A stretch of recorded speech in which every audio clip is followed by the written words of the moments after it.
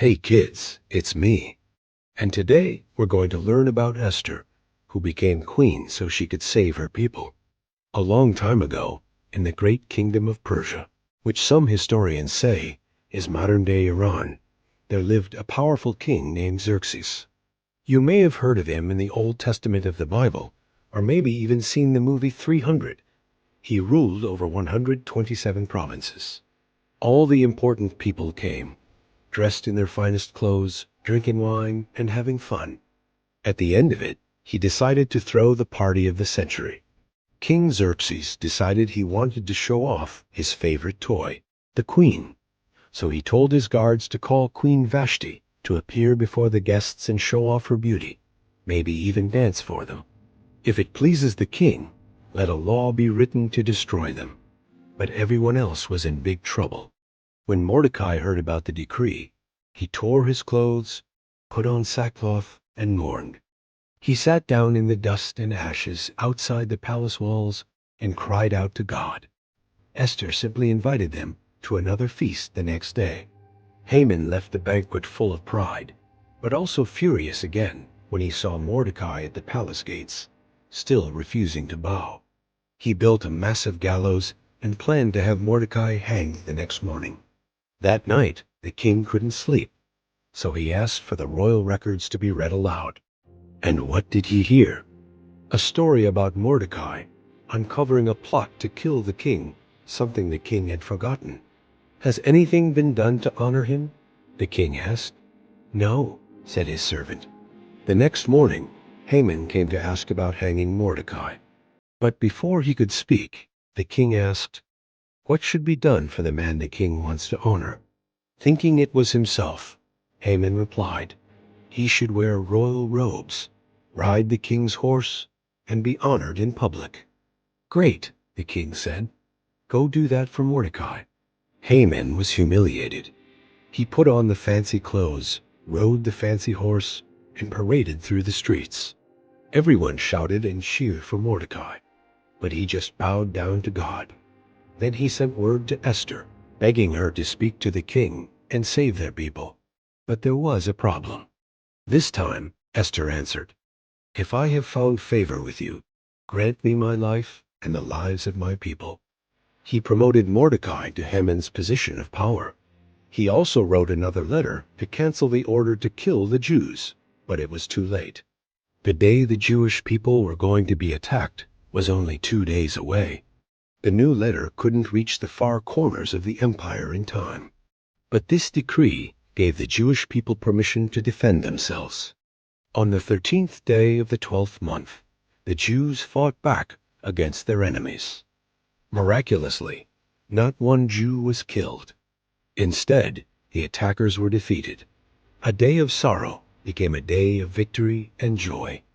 That day became a holiday called Purim, still celebrated by Jews around the world, to remember how God delivered his people through the bravery of one woman.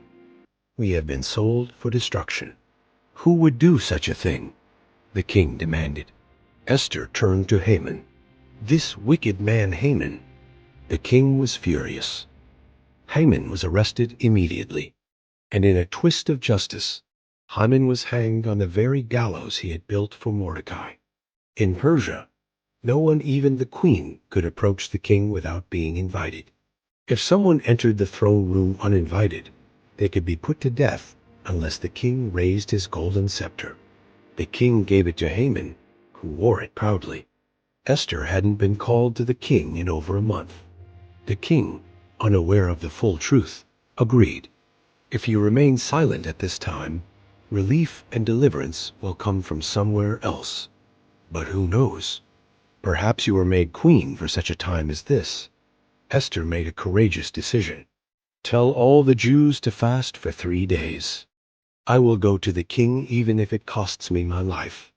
So for 3 days, Esther and the Jews fasted and prayed.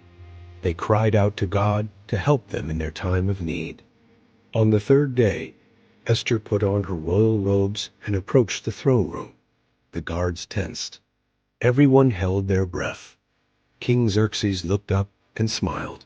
He raised the golden scepter. What is it, Queen Esther? Even up to half the kingdom, it will be yours." But Esther didn't blurt out her request.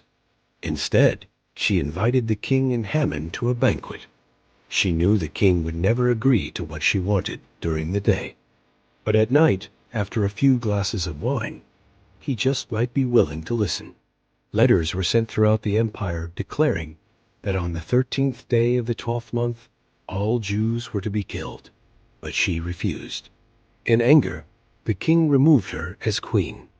Now he needed a new queen, so a search began. Beautiful young women were brought from all over the kingdom. Among them was a Jewish girl named Esther. Imagine a giant playground that stretches from India to Ethiopia, modern-day Yemen. It was huge. And King Xerxes was throwing a giant party to celebrate. One day, King Xerxes decided to hold a grand banquet that lasted for days. A powerful man named Haman became furious. Why? Find out after the song. Esther had been raised by her cousin Mordecai, a kind and wise man. They were very close.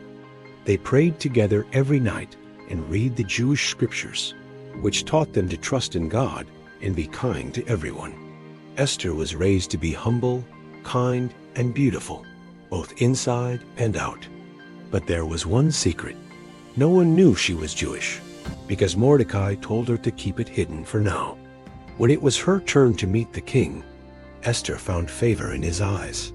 He placed the royal crown on her head and made her queen. You can probably guess how surprised she was. But while she was getting ready for the big party, the king threw to celebrate her becoming queen. Something very bad happened. Okay, now back to the story. Let's meet a man named Haman. He became the king's most trusted advisor. Haman loved power, and he loved when people bowed down to him. He was proud to be an Amalekite, a descendant of Amalek who hated the Jewish people.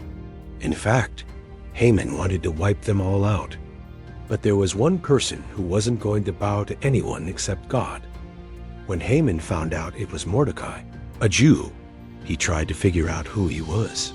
He found out Mordecai was Esther's cousin and became even angrier. He thought, if she was a Jew too, she lied to me. No one lies to Haman and gets away with it. He needs to pay. Then he made a wicked plan to kill not only Mordecai, but every single Jew in the Persian Empire. Haman went to King Xerxes and said, "There is a group of people scattered in your kingdom who dawn to follow your laws." Now let's get back to our story. Back at the palace, Esther and Mordecai weren't worried because they knew God was in control. Mordecai sent back a bold message. "Do not think you will escape, because you are in the palace." At the banquet, the king again asked what she wanted. Later that evening, at Esther's second banquet, the king again asked, "What is your request, my queen?" After hearing the story, King Xerxes realized he had made a terrible mistake. Hey kids, thanks for watching. See you next time.